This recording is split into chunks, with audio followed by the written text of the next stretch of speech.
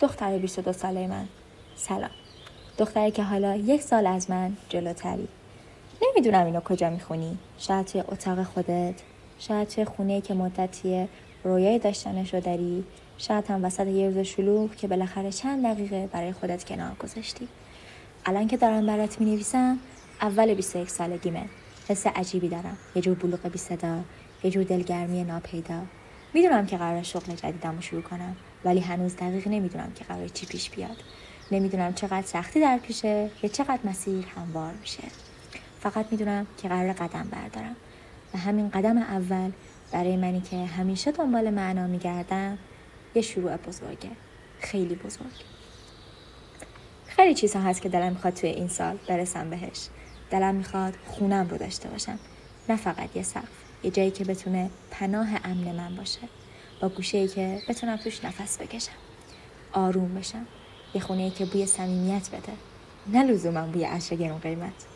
و مهمتر از همه میخوام لحظات بیشتری رو کنار اون 2 نفری باشم که دیگه فقط دوست و همراه نیستن. اونا برای من تبدیل به خانواده شدن. حالا که دارم اینو می‌نویسم میدونم شاید این رابطه هنوز از راه دورن، هنوز کلی دلتنگی و فاصله بینمونه، اما ته دلم یه امید روشن هست که شاید تا وقتی تو این نامه رو میخونی اون فاصله ها کمتر شده باشن. شاید زمان بیشتری رو با هم گذرونده باشیم، شاید خندیدیم، شاید ساکت موندیم، ولی کنار هم دیگه بودیم. راستش من خیلی دلم میخواد توی این سال به جای دویدن مداوم بیشتر زندگی کنم. دلم میخواد آرامش رو تجربه کنم، حتی توی دل همه کار و مسئولیت‌هام.